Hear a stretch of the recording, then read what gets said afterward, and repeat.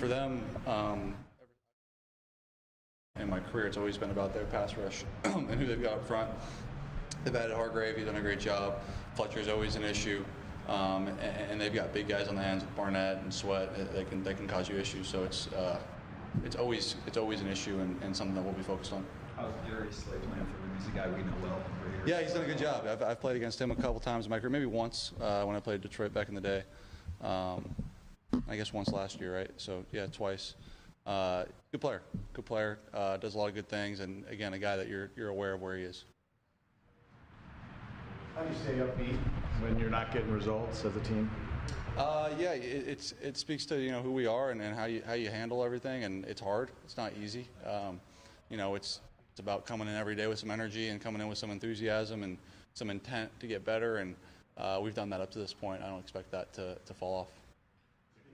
Larry, through this adversity that the team is going through right now, do you have any mentors that you've reached out to or that have reached out to you to try to pass some advice or some good luck through this time? I've had a lot of people reach out, and I think that's been one of the coolest things is that you see the support system that you have, and you see a lot of people that truly know how hard something like this is, and truly know what's going on and what needs to happen. So it's a lot of that going on, but at the same time, it's a result-based business, and you got to go win. You see a quarterback going to go 31 for 34 like Jared Goff. What do you think? What does that look like? What's your question? Jared Goff went 31 for 34 against their defense last week. When you watch that, what does it look like? I'm sorry, yes.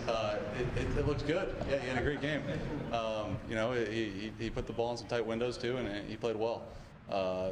I think only one of his incompletions was maybe a bad decision, but other than that, he played pretty well. How appreciative are you of the special teams help you're getting? I mean, giving you extra possessions, maybe shortening up the game a little bit.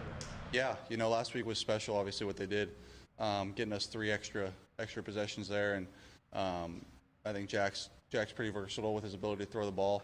I was around Johnny Hecker for 5 years, and he was very similar, where he played high school quarterback too and can throw it a little bit. So it's always a weapon you got there, and then they've done a great job just raising their level every week, and have been a backbone for us this year.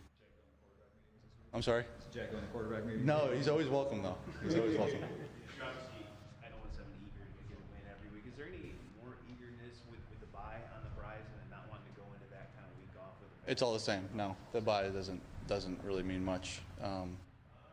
It's a week away, but we'll speak about that when we get there. It's good rest for us, but no, the games count the same. Just sort of the way the calendar is, right? If you get a win this week, it's sort of like you start a new break, you come back, it's a whole fresh final 8. I don't know. Sure, yeah. I guess to kind of piggyback on that, yes. Like you can win this week and then have a good taste in your mouth for the bye, and then come back with a little bit more energy, but you don't put any more stock in the game than you would. You had a couple of really nice throws to Khalif on Sunday. He was complimentary, the one he made the diving catch on, and about how you've helped him out in practice too. I was just wondering how that relationship with him has developed, since the first time he came in here. Yeah, it's really grown really well. It's been fun to work with him. I think I've been lucky to work with some really good receivers who practice hard, and that's the main. Like, he practices hard. Cooper Kupp was the same, Robert Woods was the same, Brandon Cooks was the same, and Khalif is the same in that way, where you know where he's going to be. You can trust him, you can rely on him, and he's accountable, and that's all you can ask for as a quarterback. Did you know anything about him before? I didn't. No, I didn't. Has he surprised you how productive he's been or how good he's been? I think he's surprised everyone with the way he practices, and he kind of sets the standard for that receiver room of, I'm going to return punts, I'm going to play special teams, and then I'm going to run every route at full speed, and that's how you get better. Since Tyrell's been out, you don't really have maybe the traditional number 1 wide receiver, so we've seen kind of different guys each week pop up, right? So Khalid the last couple, and then Amon-Ra before, Cephas before that. When the ball's not going to a guy like Amon-Ra or Hodge, playing 30, 40, 50 snaps, how do you think those guys, I guess, all in their age? They always know it's just how the game goes sometimes. I don't think there's any specific reasoning for that. St. Brown's a guy that I'd love to get involved more, and I know we all would. But just sometimes the game just flows away from those guys, and it happens that way. And I don't think they get bitter about it. They know the ball's going to hit them eventually, and it's something we're aware of.